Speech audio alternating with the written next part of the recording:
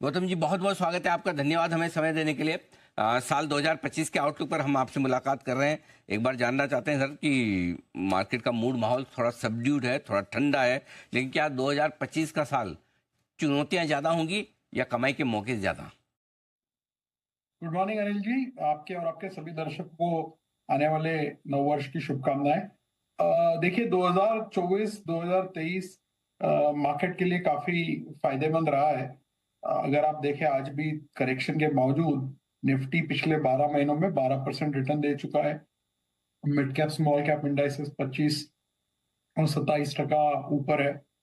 In fact अगर आप 3 साल का CAGR देखते हैं, तब भी निफ्टी का CAGR 12% है और मिड एंड स्मॉल कैप्स ने लगभग 25 और 23% के करीबन करीबन 3 ईयर के बेसिस पे कंपाउंडिंग रिटर्न्स दिए हैं। आने वाले साल में दो इंपॉर्टेंट चीजें हैं। एक, जो FY25 में अर्निंग्स मॉडरेट हो गए हैं। 4 साल के 21-22% अर्निंग्स CAGR के बाद ये पहला साल है जहां पे अर्निंग्स थोड़ा सा स्लो डाउन आया है। अब देखना होगा FY26 का आउटलुक कैसा बनता है रिमेनिंग सेकेंड हाफ FY25 में। वहां से एक मार्केट को क्यों मिलेगा। दूसरा चीज, मैक्रो लेवल पे थोड़ी बहुत चीजें वोलेटाइल हुई है, चाहे वो GDP ग्रोथ हो, चाहे इन्फ्लेशन हो, ग्लोबल जियोपॉलिटिक्स, वॉर्स, US इलेक्शन। इन सब के वजह से भी थोड़ा बहुत बाजार में एंग्जाइटी बढ़ा है। और तीसरा चीज ये है कि वैल्यूएशन जो ब्रॉडर मार्केट के है वो काफी महंगे हैं। राइट, निफ्टी आज भी 19-20 के रेंज में ट्रेड कर रहा है 1 year forward, but mid cap 30 P है, स्मॉल कैप 24 पी है। तो अगर बाजार यहाँ पे कंसोलिडेट होता है अगले 3 से 6 महीने के बीच, मान लीजिए आप मार्च 2025 में भी इसी लेवल्स पे होते हैं, तो एक थोड़ा सा टाइम करेक्शन हो चुका होगा, थोड़े से वैल्यूएशंस रीजनेबल हुए होंगे। और इस सब के लिए एक बहुत जरूरी चीज ये है कि अर्निंग्स डाउनग्रेड नहीं होना चाहिए FY26 के ज्यादा। तो फिर एक बार फिर से रिस्क रिवॉर्ड थोड़ा सा अट्रैक्टिव लगने लगेगा और अगले 2-3 साल के हिसाब से फिर अर्निंग्स का और वैल्यूएशन का इक्वेशन देख के low to mid teens kind of return का एक पॉसिबिलिटी बन सकता है। तो एक थोड़ा सा नैरोइंग होता हुआ मार्केट दिखता है, जो पिछले 2-3 साल में बहुत ब्रॉड था। अर्निंग्स भी ब्रॉड थी, तो अब अर्निंग्स नैरो हो रही है, वैल्यूएशंस महंगे हैं, तो मार्केट शायद थोड़ा सा नैरो हो सकता है हमारे हिसाब से, हाँ, हमारे नजरिए से। ठीक बात है। तो थोड़ा बाजार में कमाई कम होने के आसार है, क्योंकि कंपनियों की कमाई थोड़ी कम होती दिख रही है 3 बढ़िया साल रहने के बाद। ये तो चुनौती कंपनियों की कमाई से रिलेटेड है। माइक्रो फैक्टर हो गया, मैक्रो फैक्टर। बड़ी चीजें ऐसी क्या है बाजार में जो 2025 में चुनौती वाली रह सकती है? अनिल जी, हमें देखना होगा कि बाजार सबसे बड़ा इवेंट बजट रहेगा जो साल की शुरुआत में आता है 1 फरवरी को। उसमें हमें ये देखना होगा कि गवर्नमेंट ने जो FY25 में थोड़ा सा कैपेक्स में एक मॉडरेशन आया था, एटलीस्ट फर्स्ट हाफ में तो मॉडरेशन था। कैपेक्स स्पेंडिंग 15 से 17% डाउन है। अभी आने वाले 3 या 4 महीने में गवर्नमेंट कितना रिकूप कर पाती है ये कैपेक्स स्पेंडिंग, ये देखना होगा। और उसके हिसाब से फिर FY26 का कैपेक्स का गवर्नमेंट का एलोकेशन कितना है, क्योंकि आप देख रहे हैं चाहे वो सेंट्रल गवर्नमेंट हो चाहे वो स्टेट गवर्नमेंट हो, हर एक गवर्नमेंट ने थोड़ा सा फ्रीबीज का क्वांटम बढ़ाया है, राइट, इलेक्शन के नजरिए से। अब वो फंडिंग कहाँ से होगा, कैपेक्स का एलोकेशन कम करके होगा या कोई और तरीके से होगा, वो हमें देखना होगा। बिकॉज काफी सालों से प्राइवेट कैपेक्स रिवाइवल की उम्मीद रही है, बट उतना पिकअप नहीं हुआ है। सेगमेंट वाइज कैपेक्स पिक हुआ है। अभी तक जो पिछले 4 साल से कैपेक्स जो हो रहा था, गवर्नमेंट ड्रिवन कैपेक्स था। अगर गवर्नमेंट कैपेक्स भी थोड़ा मॉडरेट होता है, इस साल का अनुमान जो बजट में एलोकेशन था 11,11,000 करोड़ का था, अब वो पूरा मीट करना मुझे डिफिकल्ट लगता है, क्योंकि फर्स्ट हाफ में ही हम 17% डाउन है। तो फिर उसके नजरिए से FY26 का एलोकेशन क्या होगा। दूसरा चीज, ग्लोबली काफी कुछ अपीवल हो सकता है इंटरेस्ट रेट को लेके।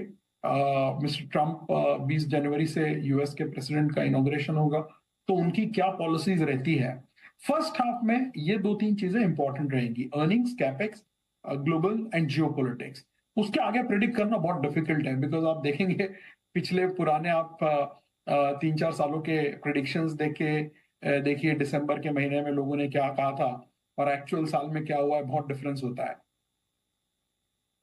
ठीक बात है, ये बात आपकी एकदम सही है। ये कुछ मैक्रो फैक्टर्स है। अच्छा, अब बताएं, जब इन चुनौतियों के बीच में अगर तेजी होगी तो क्यों, क्या ऐसे कारण हो सकते हैं जिसकी वजह से बाजार बढ़े? अनिल जी, मुझे लगता है दो रीजन हो सकते हैं। एक जो फंडामेंटल नहीं है, जो इस साल भी वैलिड था। आपने देखा होगा कैलेंडर ईयर 2024 में अब तक domestic investors, institutional investors, DII जिसे हम कहते हैं, $60 बिलियन से ज्यादा बाइंग कर चुके हैं। राइट, फॉरेनर्स का फ्लैटिश है, 1 या 2 बिलियन के बीच में नंबर वो है, बट डोमेस्टिक इन्वेस्टर्स का $61 बिलियन के आसपास इनफ्लो हो चुका है। लास्ट ईयर $22 बिलियन था, उसके पिछले साल $32 बिलियन था। CY22 प्लस CY23 आप करते हैं तो $54 बिलियन होता है। उससे भी ज्यादा हमने ऑलरेडी CY24 में कर लिया है। हमें लगता है कि अगला साल भी फ्लोज के हिसाब से काफी अच्छा रहेगा। अगर फ्लोज अच्छे रहते हैं तो फिर आपके ब्रॉडर मार्केट्स में बहुत ज्यादा करेक्शन होना डिफिकल्ट है। आप देख रहे हैं, ये पहला ऐसा मौका आया है पिछले 15 सालों में, मैं डेटा देख रहा था कि जब भी निफ्टी 10% से ज्यादा करेक्ट हुआ है पास्ट में, वो सारे एपिसोड्स में मिड और स्मॉल कैप्स का करेक्शन 10 से कई ज्यादा रहा है। बहुत लाजमी बात है, क्योंकि मिड कैप स्मॉल कैप्स थोड़े ज्यादा वोलेटाइल होते हैं। राइट, ये पहला इंस्टेंस ऐसा रहा है जब सितंबर के हाई से नवंबर के लो तक, जब निफ्टी 10% से ज्यादा डाउन था, mid cap and small cap indices केवल 4 या 5% डाउन थे। इसका एक बहुत बड़ा रीजन ये रहा है कि फॉरेनर्स ने जो सेलिंग की है टॉप 100 स्टॉक्स यानी कि लार्ज कैप्स में की है, जबकि डोमेस्टिक बाइंग ज्यादातर, चाहे एआईएफ की हो, पीएमएस की हो, म्यूचुअल फंड की हो, वो सारी buying mid and small cap में ज्यादा केंद्रित रही है। इसलिए mid and small cap indices come correct हुए हैं। ये फिर से दोहरा सकते हैं CY25 में। दूसरा रीजन जो पिकअप होने के लिए एक जस्टिफिएबल रीजन हो सकता है, वो ये है कि शायद कंजम्पशन में पिकअप हो। पिछले 3 साल से कंजम्पशन डाउन है। राइट, मैं ये नहीं कर रहा हूं कि अगले साल पिकअप होगा, आपने सिर्फ एक पॉसिबिलिटी जानने की कोशिश की, तो मैं एक पॉसिबिलिटी दर्शा रहा हूं कि जो कंजम्पशन पिछले 3 साल से, स्पेशली लो टिकट कंजम्पशन, कंज्यूमर स्टेपल्स जिसे हम कहते हैं, जो डाउन है, वो हो सकता है कि थोड़ा पिकअप करें।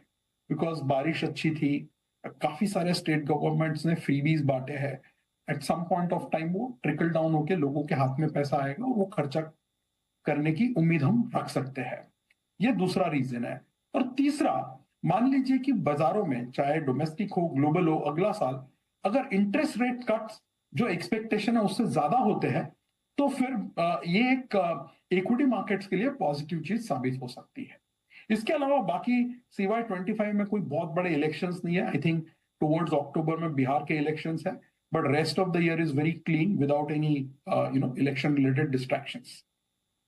ठीक बात है। तो ये है आपके लिए पूरा का पूरा आउटलुक। गौतम जी, बहुत बहुत धन्यवाद आपका, समय दिया, विस्तार से आपने 2025 के मार्केट के आउटलुक पर आपने हमसे बातचीत की। जल्दी आपसे फिर मुलाकात करेंगे और हम तब आपसे जानेंगे कि 2025 में निवेश के कहाँ मौके बन सकते हैं, वो भी समझेंगे। आज के लिए बहुत बहुत शुक्रिया। आइए बढ़ते